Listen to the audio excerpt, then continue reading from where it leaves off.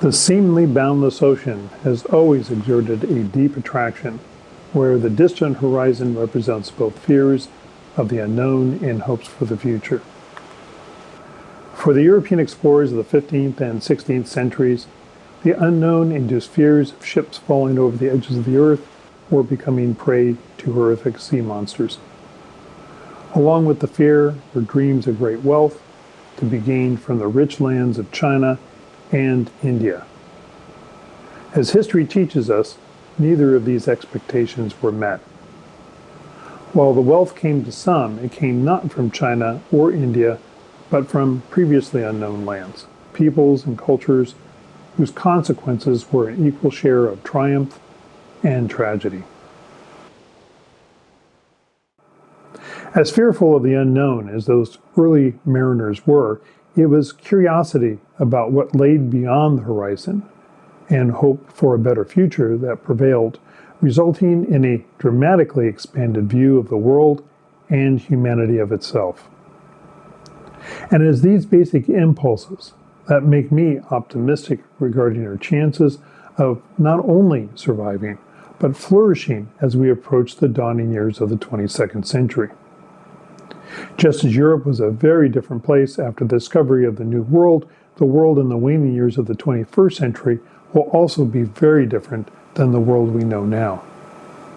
As the early explorers of the 15th and 16th centuries revealed to the people of their time an expanded range of possibilities, over the course of the next few minutes, we will embark on a journey of our own to discover what the future might hold for us. Hello, I'm Robert Wassley, and I would like to welcome you to a brief introduction to a new worldview that both reflects and frames this newly emerging reality called transitionalism. Transitionalism began as a personal quest to better understand the course of humanity's trajectory and about my own place in it by asking, where have we been, where are we now, and where are we going? Answers to such questions are crucial to understanding why things are the way they are, what we might expect in the future, and what we could be doing to give meaning to our lives in this time of radical transformation.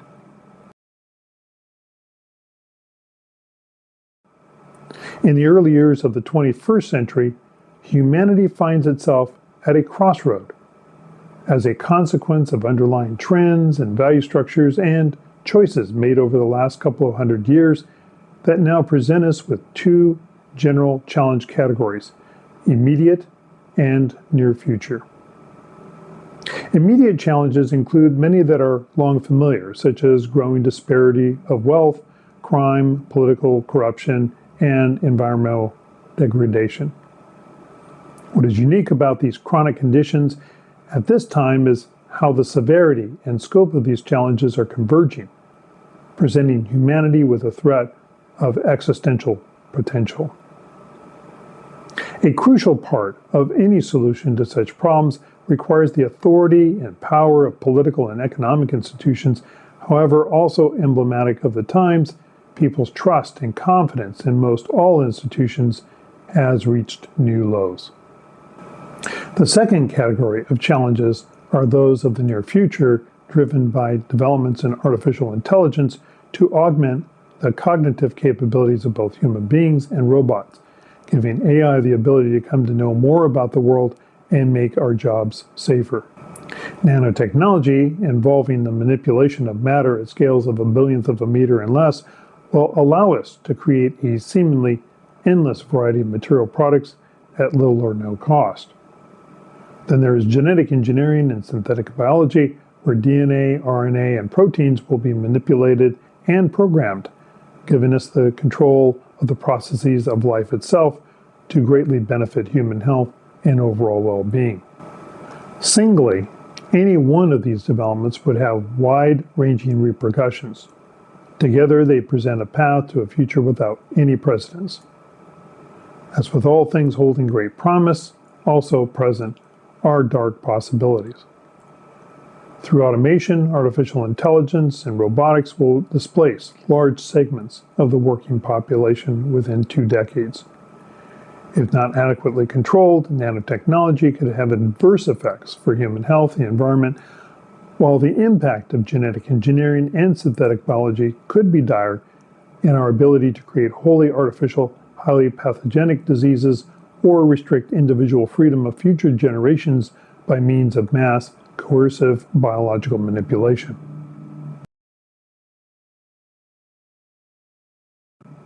Related to the kind of future we could have are two separate yet related trends underlying our current value systems. The more short-term and superficial of the two is the process of the global social order shifting its economic foundations from agriculture and industry to information. The second, more fundamental trend is our continued evolution from animal to human being. The physical form we have possessed for about 200,000 years to the present and identify as human is simply a step on a progressive path of evolutionary development. Our emotional responses and fight-flight instinct act as a reminder of the existing active legacy of behavior patterns we share with animals due to the inherited structure of our brain. Humanity's evolutionary path is not progressive in a strictly Darwinian or biological sense as with plants and animals. In those terms, we are not human, but simply identified as Homo sapiens. To be human means to possess the capacity for self-reflective awareness, and where our evolution is driven by socialization and technology. Unlike animals, biology does not provide us answers to how to live out our lives. In possessing self-reflective awareness, there exists a perceptual gap where we feel the sense of standing apart from one another and things in the world with the question of who are we and why do we exist, from which our spiritual nature emerges and defines all of our actions as an effort to find an answer or the acting on one.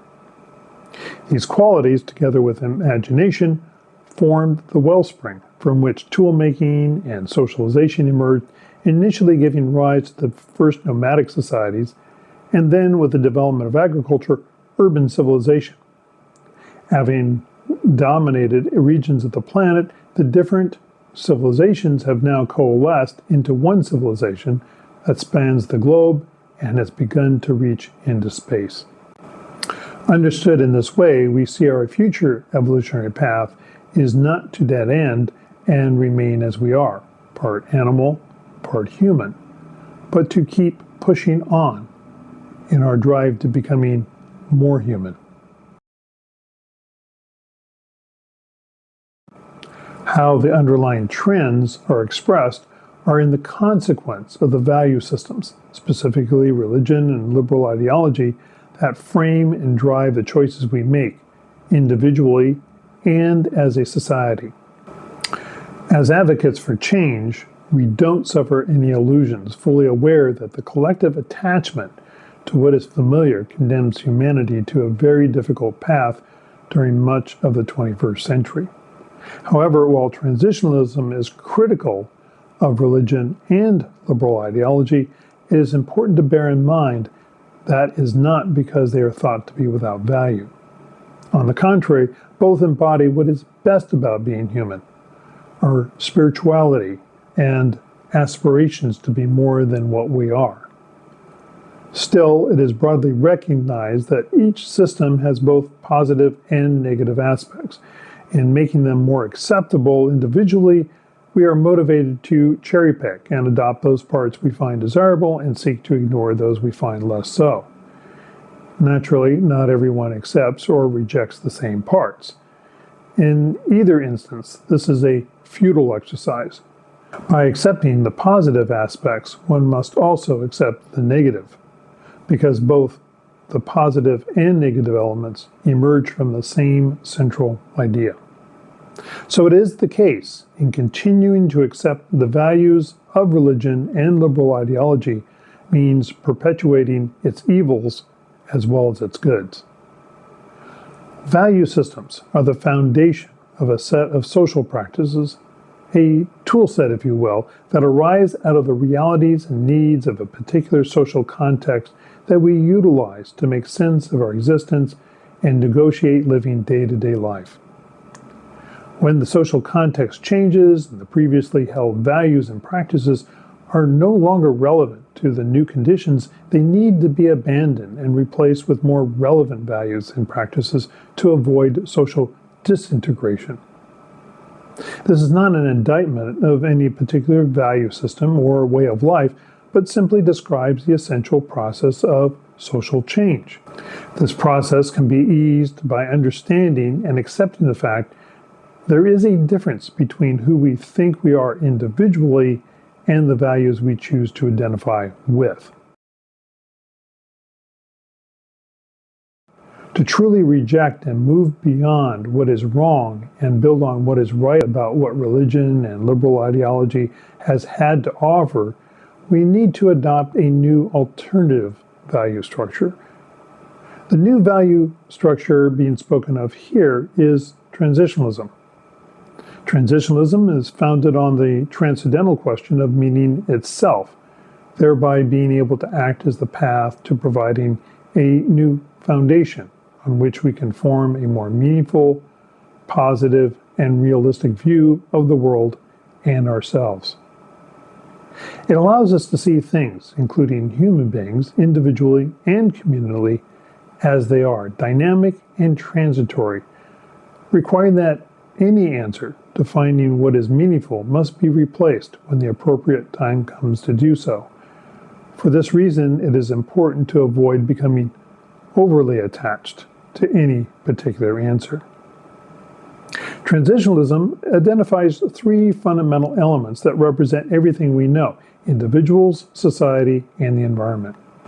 Transitionalism sees each of these elements as interconnected and interdependent, making our nature to be both social and individual.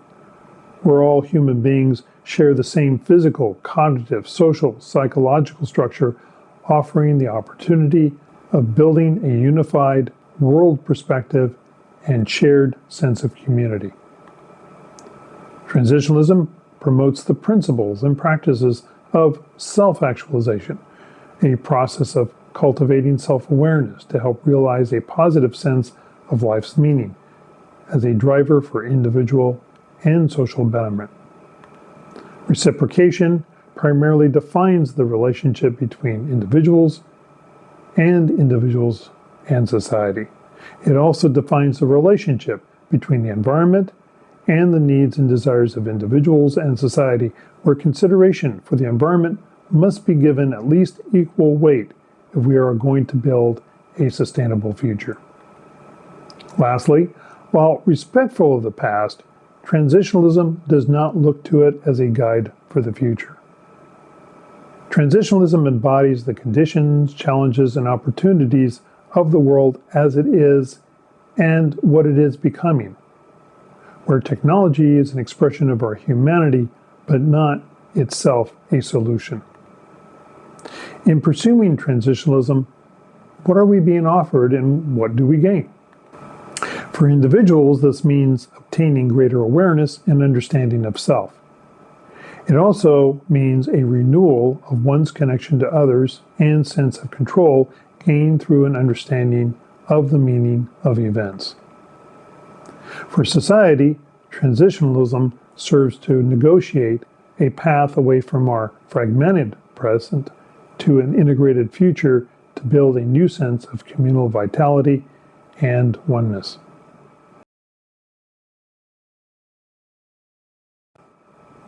It is at this point we engage the next question, which is, how can we realize such a vision? Transitionalism is more than a spiritual or intellectual approach. It is also a social activist movement, advocating real, viable, practical, system-based means to solve, not simply manage, society's most difficult challenges in ways where everyone benefits. You too can be a part by taking the 4 actionable steps. First, this video presentation should only be viewed as a brief introduction. In order to become more acquainted with transitionalism, read the free ebook, meaning being in transition, along with the blog posts and articles published at transitionalism.org. Critically assess the ideas expressed, and if they continue to make sense at a deeper level, then begin incorporating its principles and practices into your daily life. Second, transitionalism cannot be practiced in isolation, but requires one to act in community. Join together with other like-minded individuals who also can be found at transitionalism.org. Third, once you feel transitionalism has provided value to your life and think that society could also benefit, do share your experience and ideas with those who express interest or you feel might be interested. Fourth, reshaping society for the benefit of others is only made possible by those willing to become advocates for change. As a spiritually motivated social activist, you're encouraged to volunteer your time and energy to any cause of your choice. It is expected that many of you who are now watching this video are doing so because you're looking for an alternative and find appealing at least some of the things discussed here, but in other ways it is too far of a reach. Not everyone who shares the basic transitionalist vision and goals to eliminate social ills, such as poverty, hunger, and the detrimental applications of technology, will want to identify themselves as a transitionalist or even with the movement in general. This is quite okay. What is important is the sharing of a common spirit and desire to act on it. For this reason, we are willing to meet and work with you at whatever point you are at, because any contributions you make, large or small, in whatever way you deem appropriate, becomes part of a greater united effort. The concept of united effort extends further to a desire on the part of the transitionalist community to act in association with any group who desire to collaborate in realizing this broader vision for humanity. Only in this way can we provide everyone healthier, safer, more productive, and satisfying lives, not only by addressing the problems of material deprivation and social inequity, but be assured that the fears we now associate with new technology will never come to pass. There is nothing intrinsically good or bad about robotics, artificial intelligence, bioengineering, synthetic biology, or nanotechnology, since any one of them alone or together can be the path to our salvation or extinction. Instead, it is the value system in which choices are based that will determine what kind of future lies before us. We now find ourselves at the end of this journey, and I hope at the beginning of another. Only by freeing ourselves from what has been can we hope to obtain what can be, and it is the role of transitionalism to show the way. The future is in your hands. Which future will you choose? Thank you for watching, and I look forward to hearing from you soon.